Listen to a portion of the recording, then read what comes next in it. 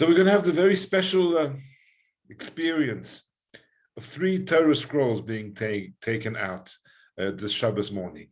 It doesn't happen very often. And in fact, it is rare. It should happen 3 times within a calendar year, a Jewish year. That's highly unusual. We had this on Simchas Torah. We always take out 3 Torahs. We also had Shabbos, Chanukah this year. So there would also be, and Rosh Chodesh. So it would also be 3 Torahs, one for the regular parasha, one for Rosh Chodesh, and one for a special reading of Chanukah. And this Shabbos, we're also going to take out 3 Torah scrolls. From the first one, we're going to read the normal parasha of the week. This week happens to be Tazria. Tazria is normally combined with Metzora most times, and also normally falls right after Pesach. This is a leap year. So first it falls just before Pesach, and second of all, it's split from its twin Metzora, so we read Tazria on its own and Metzora on its own, and being that they're difficult portions, I think Baalei Korea around the world must be thrilled about this. That'll be the first portion. The second one, second Torah, is going to be the Rosh Chodesh portion. Just one that we read every Rosh Chodesh, and that's going to be the second Torah. And in the third Torah, we're going to read a special portion called HaChodesh. The subject of HaChodesh is the instructions about the Paschal Lamb, the Korban Pesach, as was given by Hashem to Moshe prior to the Jews leaving Mitzrayim. Why in that order? It's the order of frequency. The regular parasha of the week is most frequent, and we always give precedence to that which is more common, more frequent. Rosh Chodesh falls several times a year, on average about 17, 18 times a year. And of course, this is the 4th of 4 special readings that are done in preparation for Pesach. The first one was Shkalim, which happened about 4 weeks ago or so, just before Rosh Chodesh Adar, Shout Mevarchim Adar. The second one was Shkalim, then Zachor immediately before Purim. That is followed by Para, which we read last week, which was about the red heifer and purification. And finally, this coming Shabbos, we're going to deal with the subject of HaChodesh and the laws of the Paschal Lamb. This was the sacrifice that the Jews were told to bring in Mitzrayim on the day they were meant to leave Mitzrayim. They prepared it a few days earlier, tied the little sheep or goat to their bedposts, kept it at home. Of course, there were little animals bleating all over the Jewish neighborhoods, and the Egyptians were saying, "Hey, what's this all about? And why are you all trying to source little animals?" And the answer was, "We're going to slaughter these in celebration of our imminent departure from this land," which of course was not exactly the most politically correct thing to do. First of all, you don't tell your boss that you're about to run away on the job. And they were technically, even though at that stage slavery had kind of let up, they were technically still subjugated to the Egyptians. And second of all, the sheep happens to be the animal that the Egyptians worship, and they couldn't have taken kindly to the news that their deity was not going to be slaughtered. So that's a very important passage that is given to us as a nation just before we are about to exit Mitzrayim and become a free nation. We have this first Seder in history where we all sit down at a table and eat from this Pesach sacrifice. The instructions about this are in this portion of HaChodesh. So why is it called HaChodesh, which means the month? So let's actually look at the text of this special portion. It's taken from the portion of Bo. Hashem says to Moshe, there in Egypt, HaChodesh hazeh lachem rosh chodashim, v'shanu lachem lechodshei hashana. This month is for you the beginning of the months. It's going to be and will be the first of the months of the year for you. Having put that introduction aside, speak to the children of Israel and say to them on the 10th of this month, each of you take a lamb, and the text continues and tells us about the details of this Pesach sacrifice, how it was stored, how it was prepared for eating, how it was eaten, and so forth. And this was the instructions about the celebration of the Jewish nation becoming a people, or perhaps having just become a people, at that point, because they were about to, leave Mitzrayim and become a nation.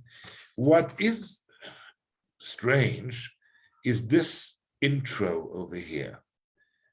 This verse here, which seems to be unrelated.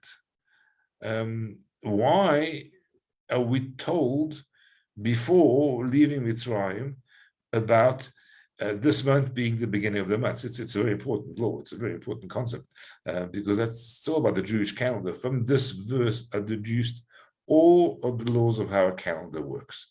The fact that we have months, the fact that Nisan is the first of the 12 months, the fact that we have months that are based on a lunar cycle, the fact that we have to determine when the new year begins and when the new month begins. All of these laws come from this verse, and I'll come back to that shortly. How does that fit in over here? In fact, here's a very interesting comment by Rashi on the very first verse of the Torah. And Rashi poses the question, well, the Torah is not really a history book. The Torah is really a book of teachings.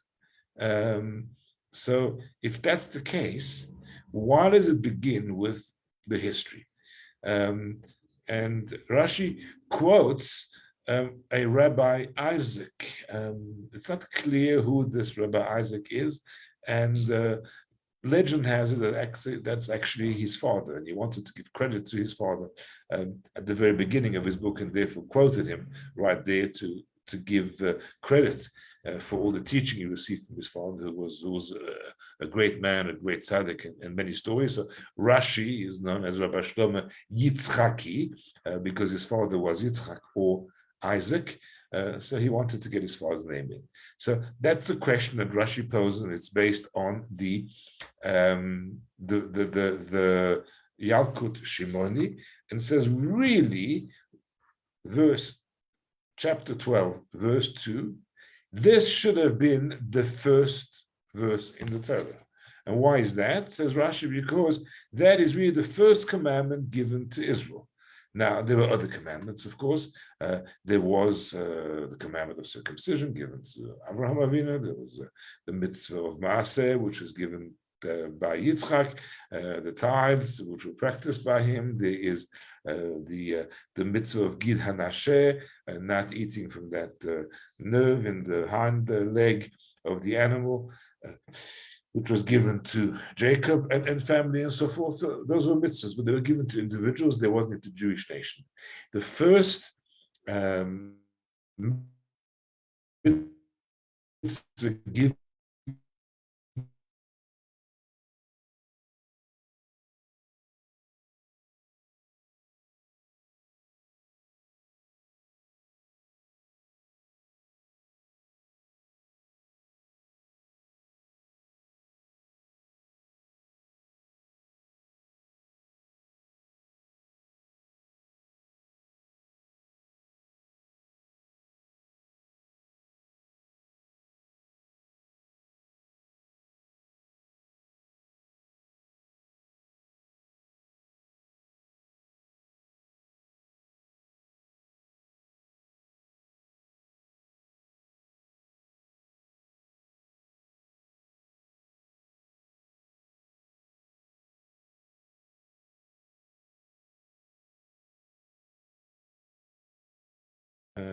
okay, I am muted, but now I'm back. Okay, can you hear me? Just with a thumbs up, someone. Great. So I'm not sure where I lost you. And suddenly we lost the internet connection, but I am back. And I was showing you. Let's see if we can find it now. Share screen. There it is. There we go. So I was showing you the Rashi that tells us that verse, Exodus 12:2, should actually have been the first mitzvah, and Rashi gives an answer. We're not going to go, into something went wrong here, because that doesn't. Okay, so I'm missing some slides, but we'll leave it at that. I don't know where the answer to our question would be, but we don't really need to go there. So let's just stop the sharing and go back to try to answer some questions. Why are we being told at this moment, the birth of the Jewish people, and I understand the instruction, the mitzvah of the Pesach Lamb, the celebration of the Exodus, but why are we suddenly being told about the Jewish calendar? Number one, our calendar is the very basis of our Jewish life. Refer to the story of Hanukkah, where Antiochus wants to stop Jewish practice. One of the things that he does is he bans the Jewish calendar. The Jewish calendar means that we go by a different set of values from the rest of the world. And so we don't just think of today as the 30th of April, which the whole world thinks of it, but we also kind of a different wavelength. It's the 27th of Adar, second Adar, and we're heading towards Rosh Chodesh Nisan, which will be the Shabbos. So we're on a different wavelength. And the festivals are all based on that Jewish calendar. The observance of Rosh Chodesh is based on the calendar, and we're the ones who are sanctifying it. That's the mitzvah. We're actually sanctifying the calendar. The Shabbos is sanctified by itself. Hashem sanctifies the Shabbos, and in the Amidah on Shabbat, we say, Baruch Atah Hashem, Mekadesh HaShabbat, blessed are you, God, or in Kiddush, who sanctifies the Sabbath. That's done from heaven.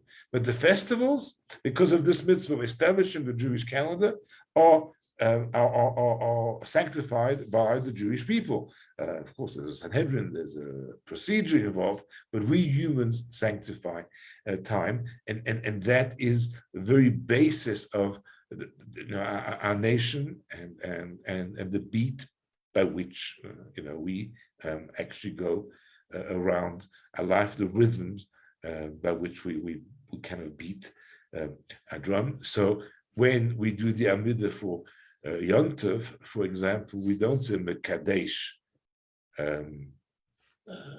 Chag Azmanim, we don't say God sanctifies the festivals, we say Mekadesh Israel Vazmanim. God sanctifies the Jews, who in turn sanctify the festival. Similarly, on Rosh Chodesh, which is also something that we determine, it's a Mekadesh Israel B'Rosh Chodashim. We say, blessed are you, Hashem, who sanctifies the Jews, who then in turn sanctify Rosh Chodesh. The mitzvah is for the Sanhedrin, representative of the Jewish nation, to sanctify the months and the years. The laws are very involved, very complicated. There are chapters and chapters in Maimonides that describe how we make the calculations to work out when Rosh Chodesh should be, and when the New Year should be, whether it should be a leap year or not.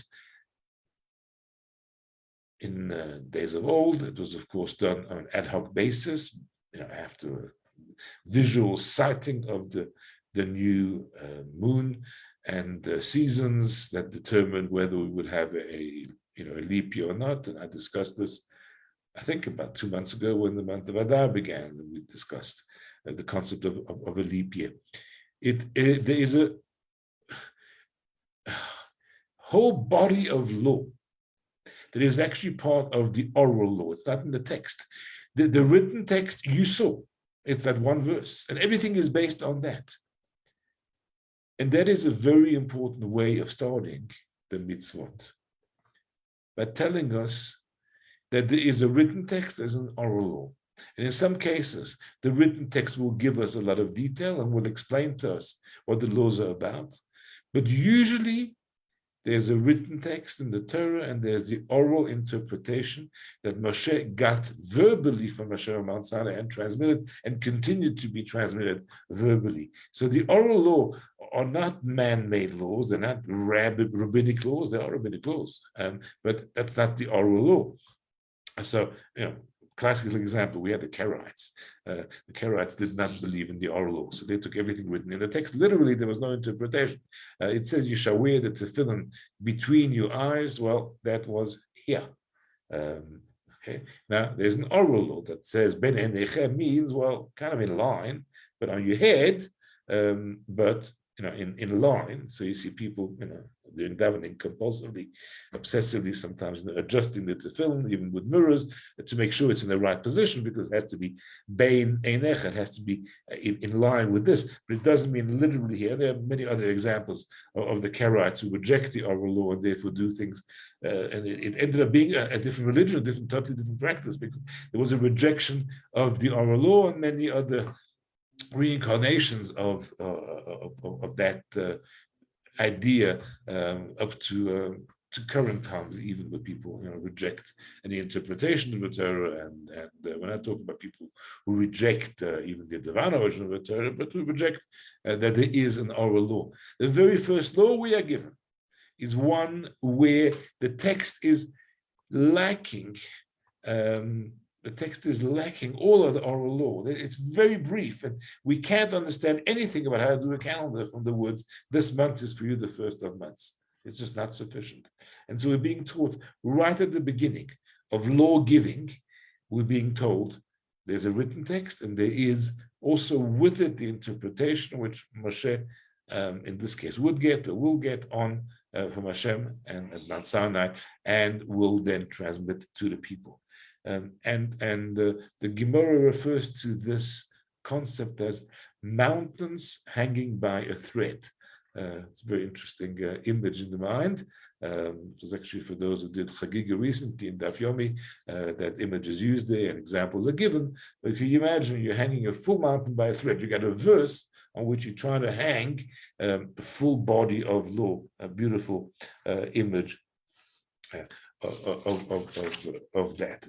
And this is why that is mitzvah number one, and why Hashem kind of interrupts the broadcast, which is really about Pesach, to say, before I tell you about the celebration of your impending departure from Egypt, I just want to say that we're going to have the laws of the new year, of the new month and of the new year, and those are going to be the tune by which you are going to be running your lives, the rhythm that's going to dictate how you go. It's also going to give you an illustration of how Torah is going to work, where the words in a writing will be few, the interpretation will be a mountain hanging by a thread.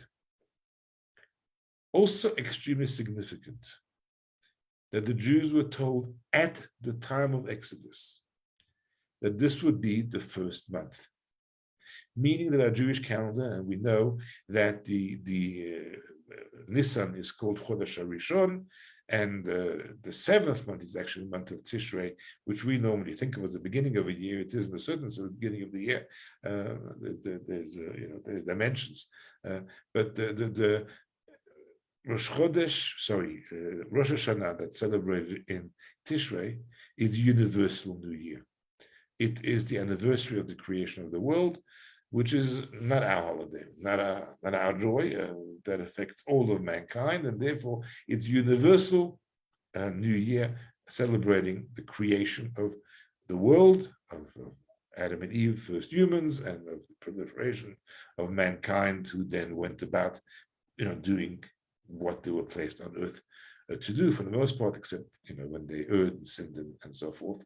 That is Rosh Hashanah in the seventh month. The first month is our Rosh Hashanah as a people. That's our first month, and our first festival is the festival of our birth as a people, which is Pesach. And we're being told immediately, similar message to that first idea I shared with you. As a people, just know that you're about to leave Egypt, and you will run your lives forever as a nation based on that formative experience, that shared, powerful experience of leaving Mitzrayim in the miraculous manner in which I'm about to take you out. And so the birth of our people becomes also the birth of our calendar, and that which guides everything that we do throughout our lives. And Nisan has the word Nes in the name of the month, That means a miracle. Nisan is a miraculous month, but the Jewish people are the miraculous people.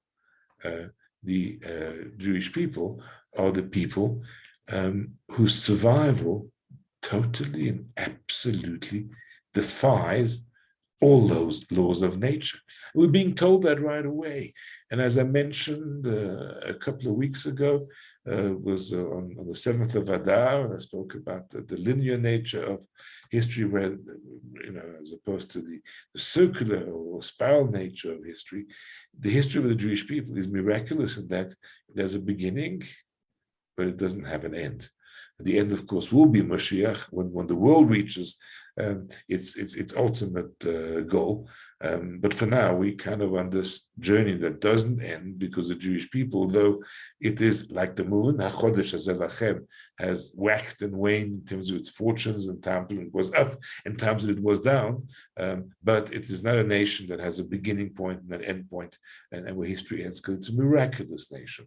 And so, as the Jews are about to embark on nationhood, they're being told, you are going to mark your birth and also your calendar, beginning with the month of Nisan, and that's going to be for you a sign that your life, your survival, your existence is Nisan, Nisei Nisim. It is miracles of miracles.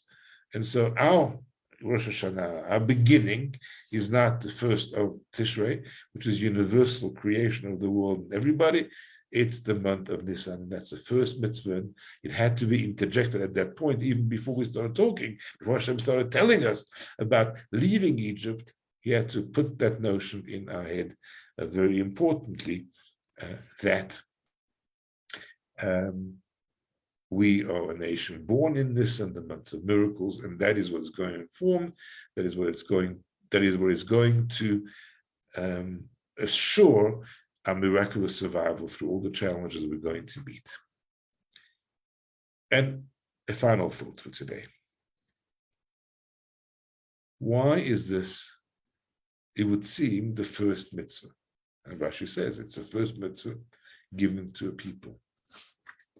It is the notion of the sanctification of time. And I had that slide up before, and I hope it's still around somewhere, because the slideshow wasn't doing what I wanted it to do, but maybe, the concept of time. Concept of time, as you can see, as a dimension. But as you look at it, you can see just that red dot in the middle. Time is ungraspable. You cannot hold on to it, you cannot store it. Of all dimensions, it is one that is the most difficult to conquer in any way. And the first mitzvah we're being given is that. Conquer time and sanctify time. We have this concept of sanctification of place.